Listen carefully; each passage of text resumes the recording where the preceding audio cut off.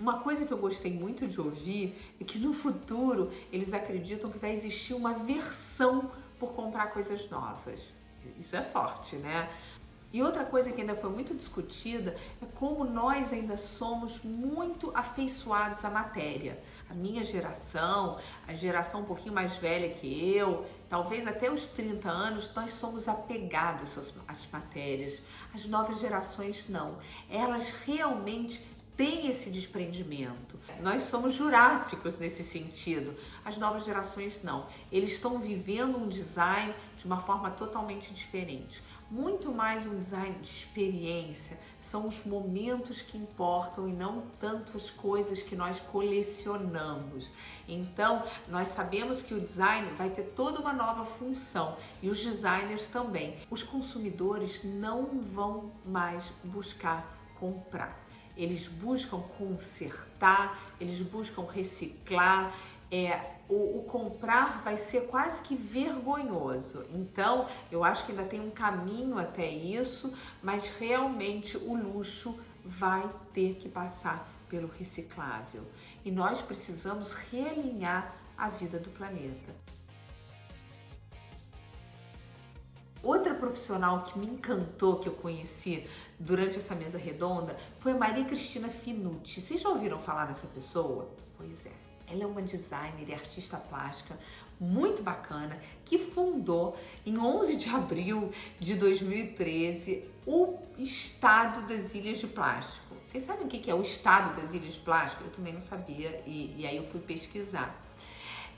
Ela calculou a quantidade de plástico jogada no oceano e é tanta que ela resolveu medir a dimensão desse desperdício. Bom, a quantidade de plástico que parece imperceptível jogada no oceano hoje dá para fazer de 5 a 6 ilhas com a dimensão de 16 milhões de quilômetros quadrados. É muita coisa, é praticamente o tamanho de um continente.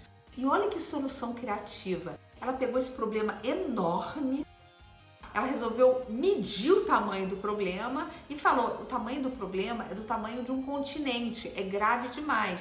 E esse país tem bandeira, ele participa da Unesco, ele participa de todas as bienais como um determinado país e ao mesmo tempo ela faz instalações, como vocês estão vendo, maravilhosas, questionando o tamanho do problema. Eu realmente achei essa uma saída maravilhosa. E quem não lembra daquele help enorme no meio da Statale, um dos lugares mais importantes da Design Week? Foi uma instalação dela em 2019 no Fora Salone.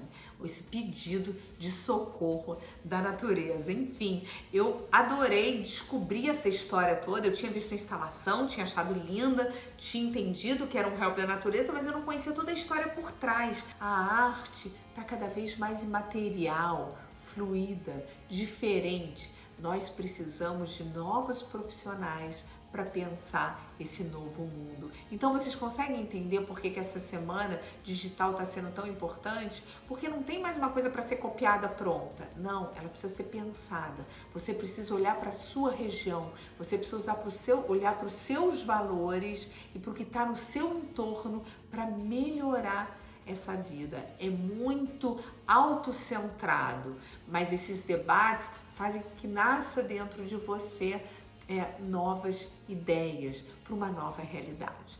Que se fala muito em termos de cidade, é como fazer hoje uma cidade sustentável, uma cidade inclusiva, uma economia circular, cidades, gente, circulares. E essa nova Bauhaus europeia, né, essa iniciativa da União Europeia para imaginar e construir um futuro muito mais sustentável. Eles falam assim, um futuro mais sustentável, inclusivo e belo para nossa mente e para nossa alma. Gente, isso é uma iniciativa da Unesco, não é incrível? Pois é. A Europa está gritando por um mundo mais sustentável, por novas formas de design, e é muito legal, porque esse movimento tangencia os diferentes campos da arte, da cultura, da inclusão social, da ciência, da tecnologia. E hoje, como eu trouxe para vocês há um tempo atrás, a gente já existe pós-graduações em design social. em design de interação, em design de serviço, em design de experiência. Todas essas carreiras questionam o que significa esse novo mundo. O que é uma cidade amiga do cidadão?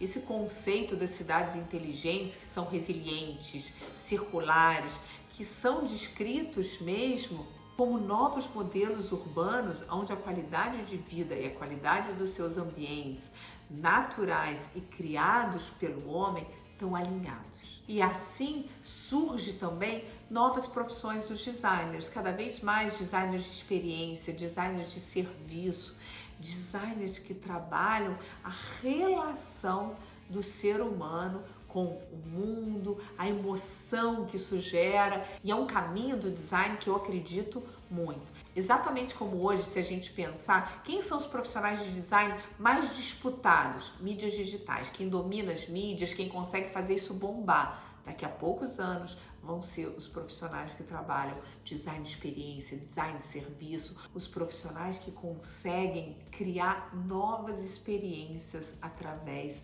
do design, que conseguem unir emoção à tecnologia, vivências à tecnologia.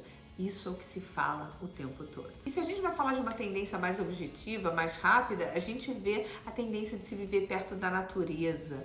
Grande parte das marcas estão focando em conectar as pessoas ao exterior, ar livre. Então a gente vê uma tendência de gazebos, uma tendência de cabanas, de fibras naturais. Isso já tinha começado nas estações passadas e continuam. Inclusive, diversos projetos acontecendo ao ar livre na cidade. Esse foco total nas áreas externas, nesses espaços que ficam entre o interior e o exterior, são uma tendência bem clara.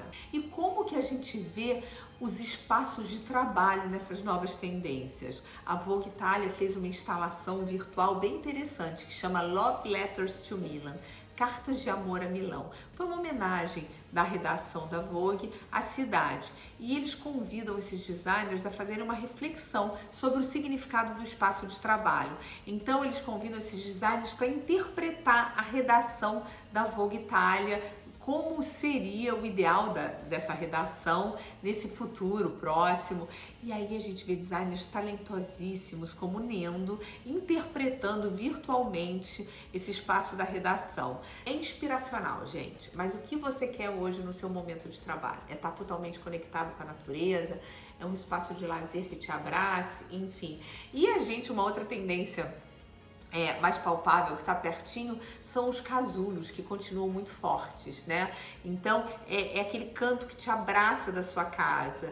Então, assim como você tem uma cabana na área externa, você tem uma mesa que é toda abraçadinha, você tem um cantinho para trabalhar, você se esconde em ninhos nos diferentes momentos do seu dia dentro de casa. Enfim, é isso, gente. Tem muito mais que está vindo por aí, depois eu conto mais, mas olha quanta mudança. E não é mais uma tendencinha leve, não.